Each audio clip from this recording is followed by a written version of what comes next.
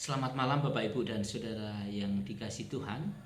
Saya tetap berdoa dan selalu berharap kita semua ada di dalam kondisi yang sehat dan tanpa kurang suatu apapun.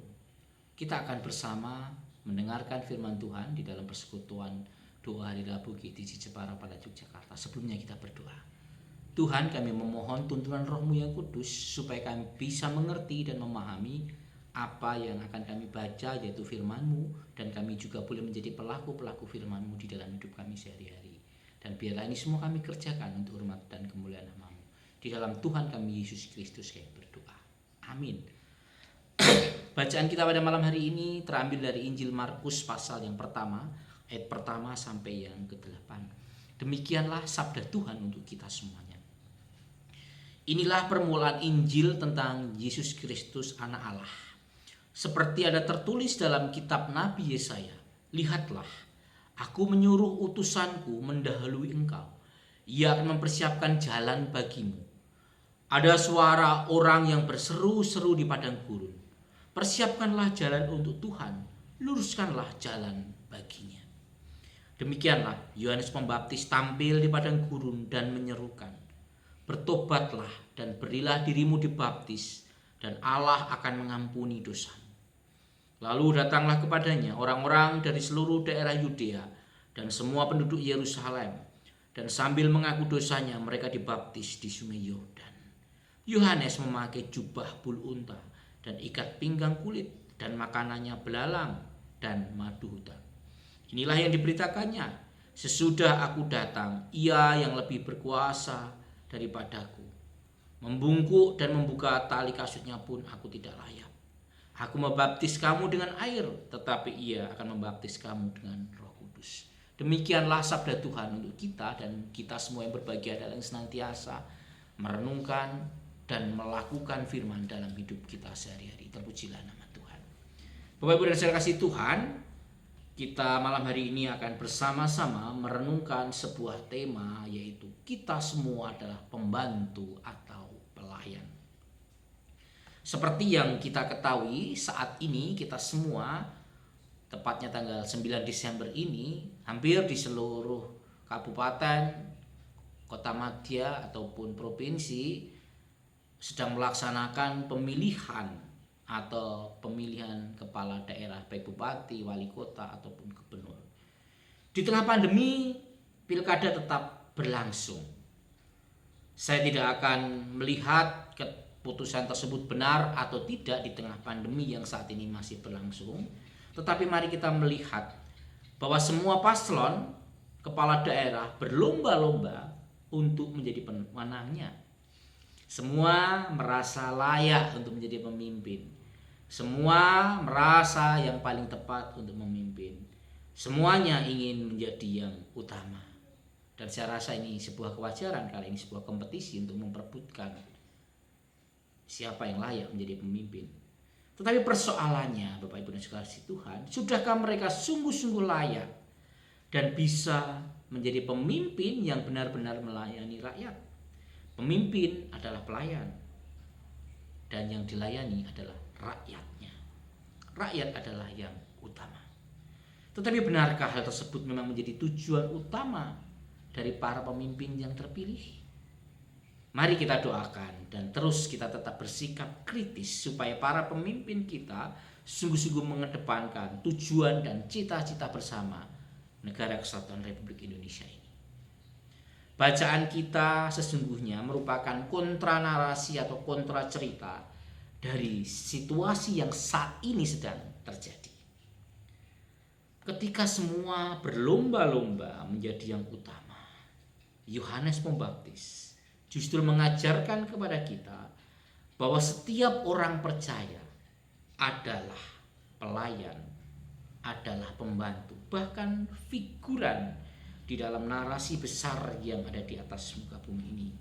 Sebab aktor utamanya adalah Kristus Yesus yang adalah Allah yang menjadi manusia. Yohanes tampil sebagai sosok yang mempersiapkan pelayanan Yesus di atas muka bumi ini, seperti yang sudah kita baca tadi. Yohanes sadar akan perannya sebagai tokoh yang dipakai untuk mempersiapkan jalan bagi pelayanan Yesus di atas muka bumi ini. Yohanes Pembaptis memerankan perannya sebagai peran pelayan, peran pembantu, karena peran utamanya adalah Yesus Kristus. Di tengah arus kehidupan kita saat ini yang semuanya ingin menjadi yang paling penting, semuanya ingin menjadi yang paling utama, Yohanes Pembaptis membawa kesadaran kepada kita semua dan mengingatkan kepada kita semua bahwa sebagai pengikut Kristus, kita semua adalah pelayan, kita semua adalah pembantu, bahkan kita semua adalah aktor figuran. Aktor utama dan yang menjadi pusat perhatiannya adalah Allah di dalam Yesus sendiri. Saat Yohanes mempersiapkan jalan bagi pelayanan Yesus di atas muka bumi ini, saat ini kita sebagai pengikut Kristus diajak untuk mempersiapkan kedatangan Yesus yang kedua kalinya sebagai Raja semesta yang adil. Dan Yohanes mengajarkan kepada kita bahwa pemeran utamanya adalah Yesus. Yohanes Pembaptis adalah pelayan, Yohanes Pembaptis adalah pembantu, sama seperti kita. Dan yang kita layani dan aktor utamanya adalah Yesus sendiri. Dan Yohanes mengajak kita setidaknya untuk melakukan dua hal penting. Yang pertama, Bapak Ibu, mari kita memiliki cara hidup yang berbeda dengan dunia. Ketika semua orang berlomba-lomba di dalam keutamaan menjadi yang paling penting, di dalam ketamakan, di dalam keserakahan, justru Yohanes Pembaptis memiliki cara hidup yang sangat berbeda. Yohanes Pembaptis hidup dengan cara yang sangat sederhana. Apa yang dilakukan Yohanes adalah dalam rangka menjaga dirinya untuk tidak dikuasai menjadi yang utama. Bisa jadi ketika Yohanes tidak memiliki kesungguhan, tidak memiliki integritas pelayanan, ketika murid-muridnya bertambah banyak, ketika para pengikutnya bertambah banyak, Yohanes lupa akan perannya sebagai peran pembantu, bukan sebagai pemeran utama. Pengikut Kristus saat ini seharusnya juga memiliki semangat atau spirit yang dipertontonkan oleh Yohanes Pembaptis, yaitu menunjukkan keberbedaannya dengan dunia. Secara sederhana bisa kita lihat saat ini, ketika banyak orang sudah begitu longgarnya untuk menjalankan protokol kesehatan, apakah kita juga mau bertindak seperti itu? Sebab dengan melanggarkan protokol kesehatan, itu berarti membahayakan diri kita, membahayakan keluarga kita dan orang-orang di sekeliling kita. Begitu pula ketika nafsu, keserakahan dan ketamakan yang dipertontonkan oleh dunia ini menjadi gaya hidup yang dibungkus dengan hal-hal yang kelihatan baik. Semangat untuk menguasai atau menindas yang lain dengan dalih ini adalah kesempatan, atau keengganan untuk berbagi dengan dalih ini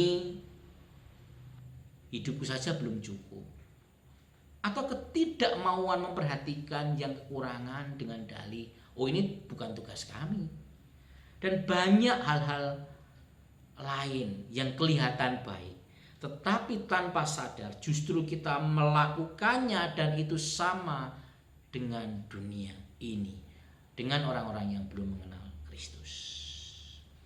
Memiliki cara hidup yang berbeda dengan dunia ini adalah ketika hidup kita sama dengan apa yang sudah dan telah dilakukan Kristus, penuh dengan belas kasih, bermurah hati, ramah, penuh cinta kasih, memberi perhatian yang real bagi yang membutuhkan, tidak mementingkan diri sendiri, dan masih banyak contoh yang telah dikerjakan oleh sang aktor utama kita, yaitu Yesus Kristus.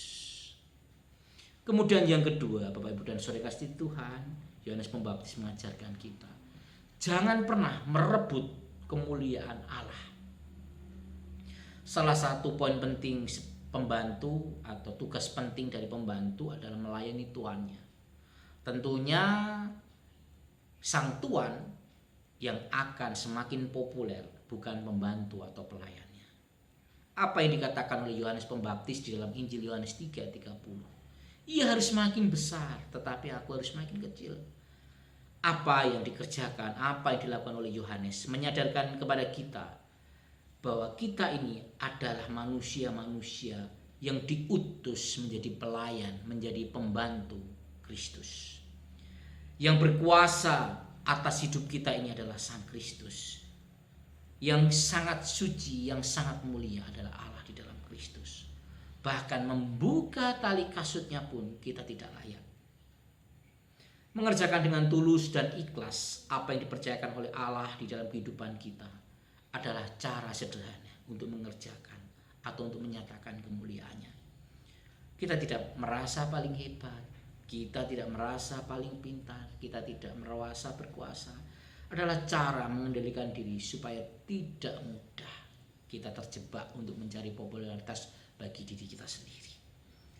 Sekalipun mungkin saat ini ada di antara kita yang bergelimang dengan harta, bergelimang dengan popularitas, bergelimang dengan kekuasaan, mari kita meyakini bahwa apa yang dimiliki tersebut adalah alat untuk mewartakan kebesaran, kemuliaan Allah di dalam Yesus Kristus.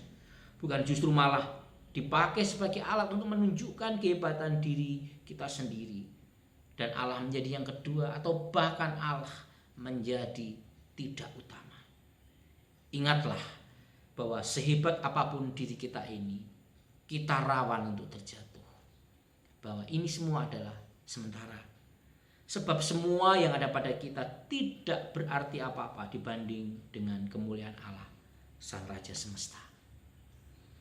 Bapak Ibu dan Saudara kasih Tuhan, hiruk pikuk politik saat ini sejatinya menyadarkan kita melalui bacaan mengenai Yohanes Pembaptis di dalam Markus 1 ayat pertama sampai yang ke-8. Kita adalah pelayan-pelayan Allah, kita adalah pembantu-pembantu Allah, bahkan kita adalah pemain-pemain figuran. Aktor utamanya adalah Allah sendiri. Biarlah dunia berlomba-lomba mencari keuntungan dan keutamaan buat diri mereka.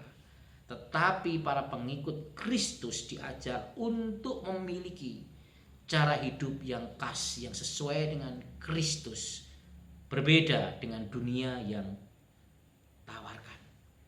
Selain itu, marilah janganlah pernah kita berusaha untuk merebut kemuliaan Allah. Kemuliaan Allah kekal sampai selama-lamanya. Sementara kita adalah manusia yang sangat terbatas. Kita adalah pelayan-pelayan Allah. Kita melayani Sang Allah Bapa di dalam Yesus Kristus yang terus menjaga kita di dalam rohnya yang kudus. Biarlah apa yang sudah dicontohkan oleh Yohanes Pembaptis semakin menyadarkan kita bahwa kita semua adalah pelayan-pelayan, kita adalah semua adalah pembantu-pembantunya Allah. Terpujilah Allah Bapa, Putra, dan Roh Kudus.